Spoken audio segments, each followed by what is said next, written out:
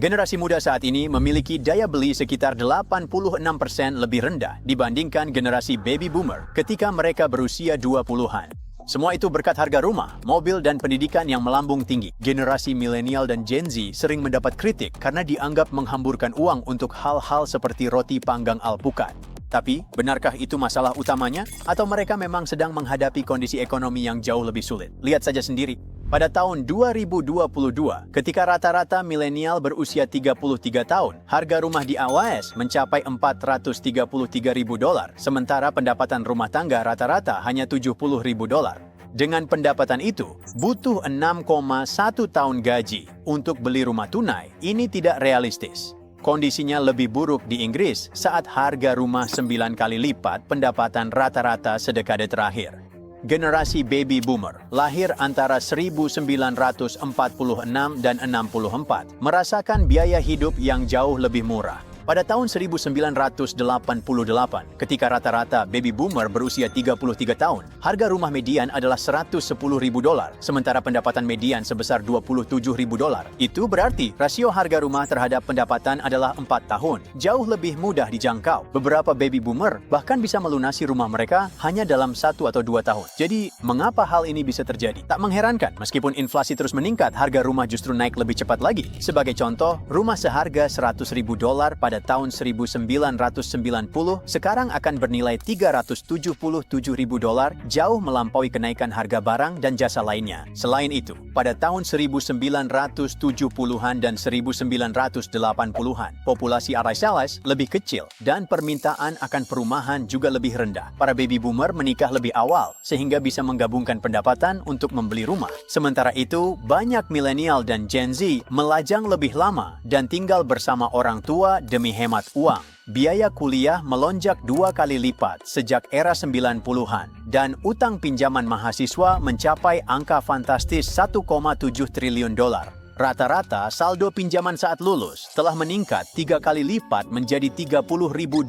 Tak heran jika anak muda harus menunda beberapa keputusan besar dalam hidup, seperti membeli rumah atau memulai keluarga. Dan bahkan dengan semakin banyak orang yang meraih gelar sarjana, upah tidak sebanding dengan kenaikan biaya hidup. Gaji awal untuk lulusan seringkali hanya berkisar antara $50.000 hingga $60.000. Itu nyaris tidak cukup untuk menutupi pinjaman mahasiswa, sewa, dan pengeluaran lainnya. Itu belum semuanya. Cicilan mobil telah mencapai rekor tertinggi. Rata-rata cicilan adalah $716 per bulan, dan jangka waktu pinjaman bisa sampai 69 bulan. Suku bunga yang tinggi membuat segalanya semakin buruk, membuat banyak anak muda terjebak dalam utang pinjaman mobil dan kartu kredit. Banyak orang menilai seberapa baik mereka menjalani hidup dengan membandingkan diri dengan orang tua mereka. Jika orang tuamu memiliki kondisi keuangan yang baik, kemungkinan besar kamu juga akan demikian. Dan selama bertahun-tahun, tujuan sebagian besar keluarga itu sederhana, hidup lebih baik dari generasi sebelumnya. Tapi itu semakin sulit untuk dicapai. Pada tahun 1940-an, sekitar 90% orang akhirnya menghasilkan lebih banyak uang daripada orang tua mereka. Jika kita lompat ke mereka yang lahir tahun 1980, angka itu turun menjadi hanya 50%. Dengan kata lain, setengah dari orang-orang saat ini tidak menghasilkan lebih banyak dari orang tua mereka. Dan itu adalah perubahan besar dibandingkan generasi sebelumnya. Jadi tidak heran jika banyak orang merasa tidak lebih maju secara finansial. Survei CNBC menemukan hanya 36,5% orang dewasa mengatakan bahwa mereka lebih baik dari orang tua mereka. Bahkan, porsi yang lebih besar, yaitu 42,8%, merasa lebih buruk keadaannya. Sisanya, 20,7%, merasa mereka berada di posisi yang kurang lebih sama. Dan inilah yang menarik. Mereka yang berada di usia produktif, yaitu 35 hingga 65 tahun, justru paling merasakan tekanan ini. Kelompok usia menengah ini benar-benar berjuang dibandingkan dengan orang tua mereka di usia yang sama. Mereka harus menghadapi harga rumah yang melambung tinggi, utang pinjaman mahasiswa, dan biaya hidup yang semakin mahal, sementara upah tidak ikut naik. Saya bisa memberikan beberapa contoh lagi. Antara tahun 2005 dan 2014, 97% rumah tangga di Italia mengalami pendapatan yang stagnan atau menurun. Dan jika kita memperhitungkan pajak dan tunjangan, angka ini naik menjadi 100%, artinya setiap rumah tangga terdampak. Amerika Serikat juga mengalami kesulitan selama periode ini. Dengan lebih dari 80% rumah tangga tidak mengalami pertumbuhan pendapatan real. Untungnya, berkat pemotongan pajak dan manfaat lainnya, sebagian besar keluarga masih melihat pendapatan yang dapat dibelanjakan meningkat. Namun dalam beberapa hal, generasi muda sebenarnya lebih baik daripada orang tua mereka. Contohnya, setiap generasi berkuliah dengan tingkat lebih tinggi dari sebelumnya. Generasi X memiliki lebih banyak lulusan sarjana dibanding baby boomer, dan milenial adalah generasi paling terdidik hingga saat ini.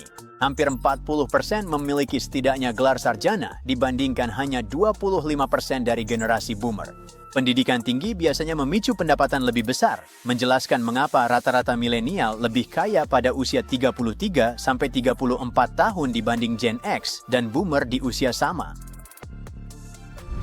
Ada juga kualitas hidup yang lebih tinggi.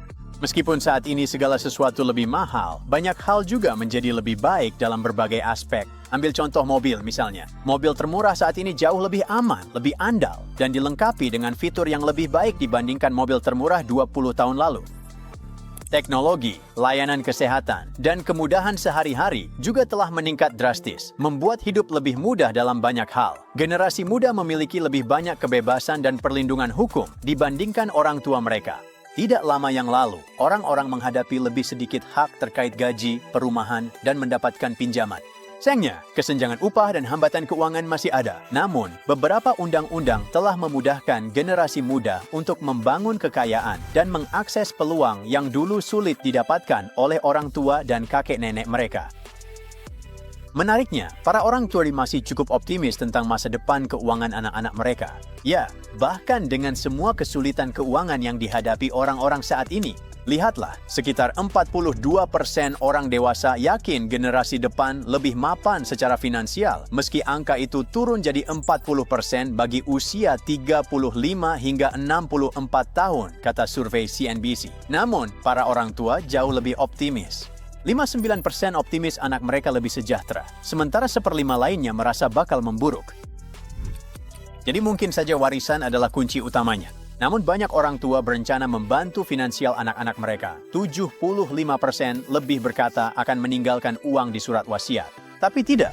Ketika berbicara tentang apa yang benar-benar membantu anak-anak sukses secara finansial, warisan bukanlah prioritas utama. Inilah yang menurut para orang tua benar-benar membuat perbedaan terbesar. 43% memilih pekerjaan stabil sebagai hal terpenting, 20% memilih pendidikan gratis, dan hanya 15% menganggap warisan terpenting.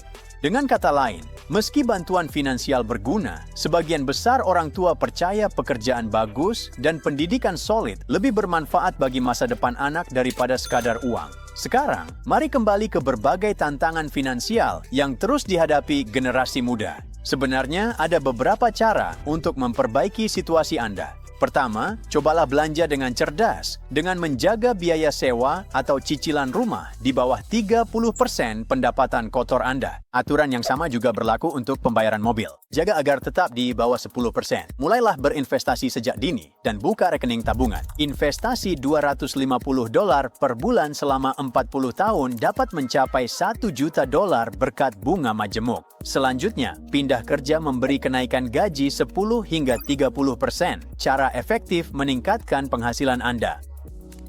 Usahakan lunasi pinjaman berbunga tinggi dulu, seperti kartu kredit atau pinjaman mobil. Ini menghemat dana untuk ditabung atau investasi. Namun, perdebatan lintas generasi belum berakhir. Siapa yang lebih sulit?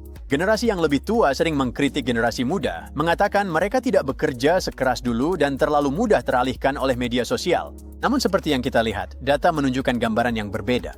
Milenial dan Gen Z bukanlah pemalas. Mereka hanya berusaha menavigasi dunia yang secara finansial tidak berpihak pada mereka. Dan meskipun benar bahwa masyarakat telah mengalami kemajuan dalam banyak hal, tantangan ekonomi yang harus dihadapi generasi muda saat ini belum pernah terjadi sebelumnya. Jadi, bagaimana menurutmu? Apakah milenial dan Gen Z benar-benar berada dalam posisi yang lebih sulit dibandingkan baby boomer? Atau semua ini hanya karena kita terlalu banyak menghabiskan waktu di ponsel?